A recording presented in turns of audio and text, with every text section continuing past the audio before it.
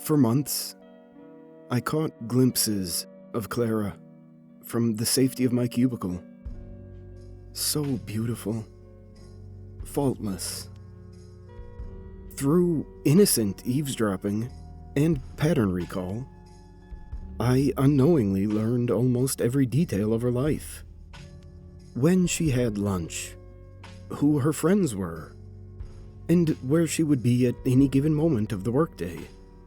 I even knew where she lived, as we both took the same bus to work.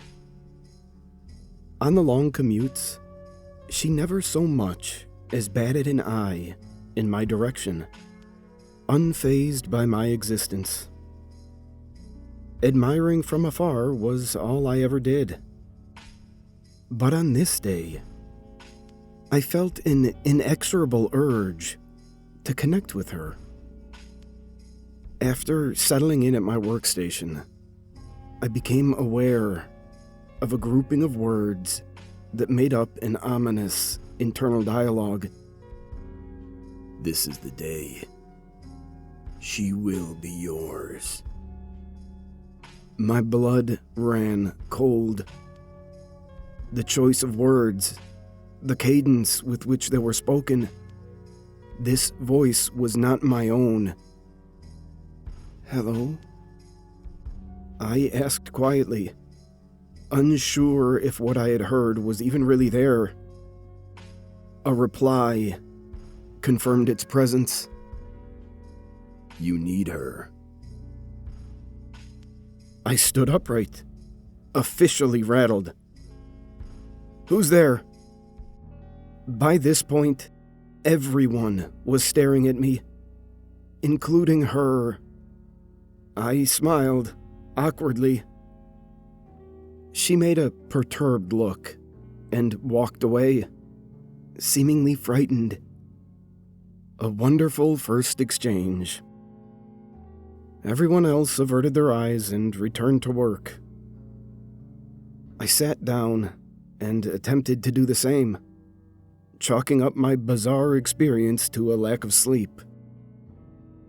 I sugarcoated the denial further with an internet search that backed up this theory, and confirmed that audible hallucinations were also a very rare side effect of the new allergy medicine I was taking.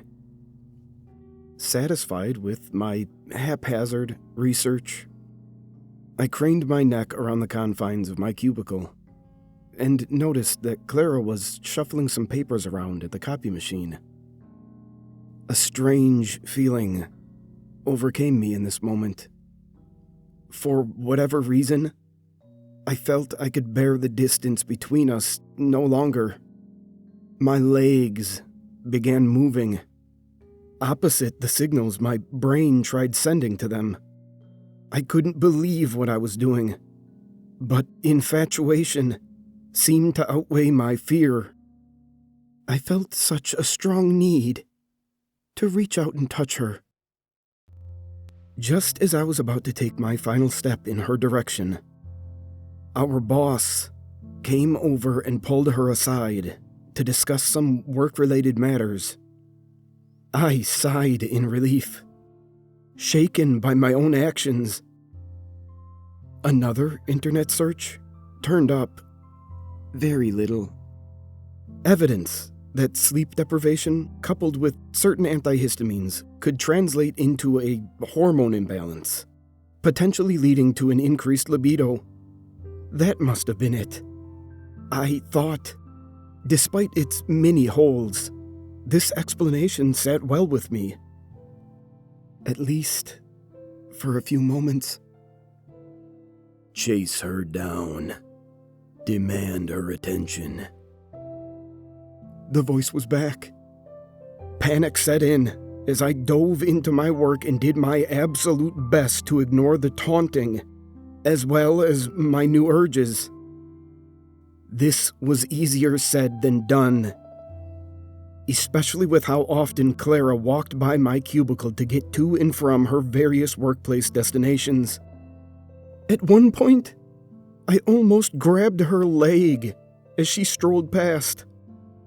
I was able to pull my arm back with the other. Luckily, she hadn't noticed. I tempered my outbursts and went about business as usual. Although we went to work at the same time, Clara always left an hour before I did, just in time to catch the last bus. My projects ran late, so I would usually have a willing coworker bring me home. On this day, however, it was the middle of winter, and there was a storm coming. Most of the staff had left early to beat the snow. I would have been smart to do the same, but focusing on my work was the only thing keeping my mind off of Clara, which in turn kept the disembodied voice at bay. Closing time snuck up on me, faster than expected. Find her. I stopped at the elevator. Please, just leave me alone. I begged in a hushed tone. The voice repeated its demand, louder this time. Find her. No! I shouted, fed up but still scared. The voice responded in kind. Then suffer. All at once, I stopped breathing. I felt my chest begin to cave in as the oxygen within dissipated. I fell to the floor before I could reach for the phone at my station and call for help. Just as quickly as it started, the episode ended, and air once again filled my lungs. This warning was enough to render me terrified. From this point forward, I had no choice but to give in to the voice's commands. Some way, somehow, I would have to go to Clara. I pulled out my phone. As expected, there were no ride-sharing services available. A driving ban had just been issued due to the coming weather. Fantastic. Upon exiting the building, without so much as a long-sleeve shirt to keep me warm, I headed off in the direction of Clara's home, backtracking over the route taken by our bus. It would take me roughly 4 hours to get to her by foot. Knowing this, I made long and firm strides, in the hopes of minimizing the amount of time it would take me to reach her. While walking down Main Street in this fashion, I noticed a lot of businesses closing up for the night due to the approaching blizzard. One of these shops was a local florist. A gift. Knowing what the voice had in mind, I pushed the door open just as the florist was about to lock up, startling the hell out of her. I grabbed the nearest rose I could find, threw some money down on the counter, and left in haste. I did not wish to feel my lungs collapse again. I began power walking towards Clara's house, hoping I would beat the storm there. Before making it too far, I felt a sharp pain in my hand. I looked down and saw droplets of blood splattered across the ground. It was the rose. I had grabbed an uncut one, thorns and all. My palm was now bleeding profusely, but I kept walking. The voice returned to encourage me, but this time it was faint, barely a whisper. She's waiting for you. I trudged through harsh winds, my pace never wavering. The storm was closing in. At about the halfway point, I felt snow. It began falling at a swift and steady rate, making it almost impossible to see in front of me. I stood still with my back to the current in an attempt to catch my breath, but another whispered incentive kept me going. Continue. I pressed on, feeling the sting of the snow on my bare face. After an hour or so, a mark formed on my arm. It was beginning to turn black. This was the onset of frostbite, I guessed. It only grew darker as time went on. The others soon followed suit. I could only assume the rest of my skin was turning as well. I was concerned, but not enough to falter and face the deadly consequences. After another long and treacherous hour, I finally arrived at her street. Be with her. The lawn was covered in snow, but I could still see the stone walkway leading the way to the front door. I took a step onto it, but quickly fell to the ground, slipping on a sheet of ice. My arm met the unforgiving ground below. It was more than likely broken, but I couldn't feel a thing. I stood up and kept walking. Having more than likely heard the sound of my fall, Clara opened the front door and walked out to meet me. She said nothing. She simply looked at my frostbitten and disfigured form with a horrified expression. She raised her hands over her mouth in shock. I reached up and presented her the rose. I had little energy left to speak, but I managed to offer her a couple of words. For you. She stared at me, just as she had earlier. Those eyes of disgust, that look of confusion, it was now turning into sheer terror. Before I could offer an explanation, she began to scream. She screamed so loudly that a splitting pain consumed my ears. My feelings for her would not be reciprocated. Without warning, a swirling vortex of red energy burst from my frozen skin and hung above us. We both cowered in its presence. Before we could escape, the entity rushed to Clara and wrapped itself around her arms and legs, pinning her in place. An all too familiar sound rang through the stormy night, and I understood what was happening. The voice was no longer in my head, and it was not happy with Clara. Kill her. Just as it had earlier in the day, my body moved without me. My arm was raised, and I noticed a red glow emanating from the rose, similar in color to the entity. I was compelled to strike Clara, to slash her open with its thorns. I did my best to resist, but my possessed legs quickly closed the gap between us.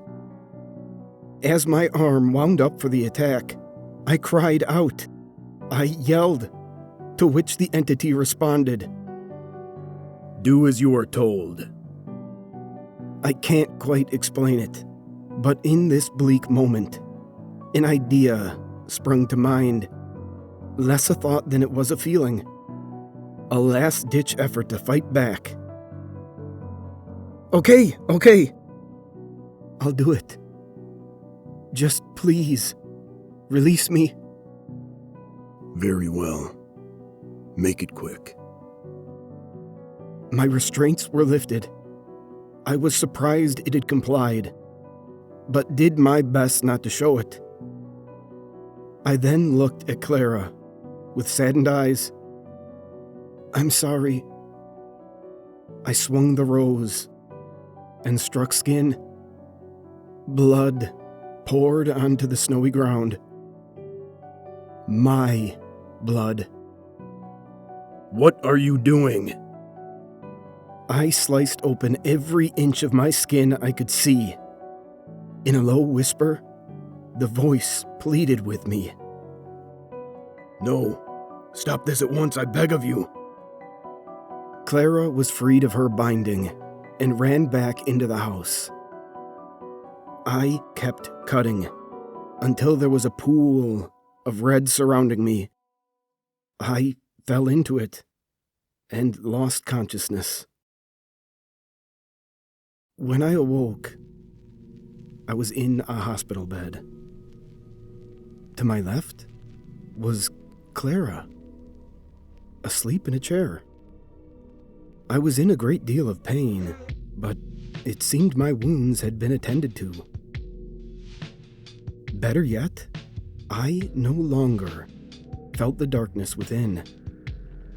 I guess my plan worked. I tried to get up, knocking over my IV in the process. The noise woke Clara. You're awake. Please, lie back. You need your rest. Her eyes were just as beautiful as I remembered. Are you okay? I'm fine. Just a little frazzled and confused is all. She picked up the IV and handed me a glass of water. What was that thing? How did you know how to stop it?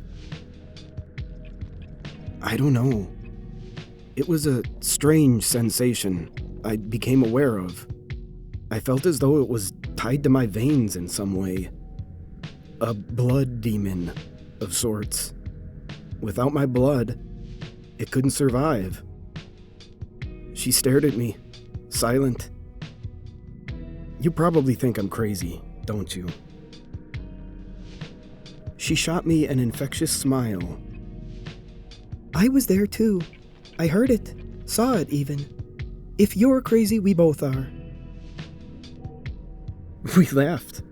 A far better exchange than my first, if I was keeping score.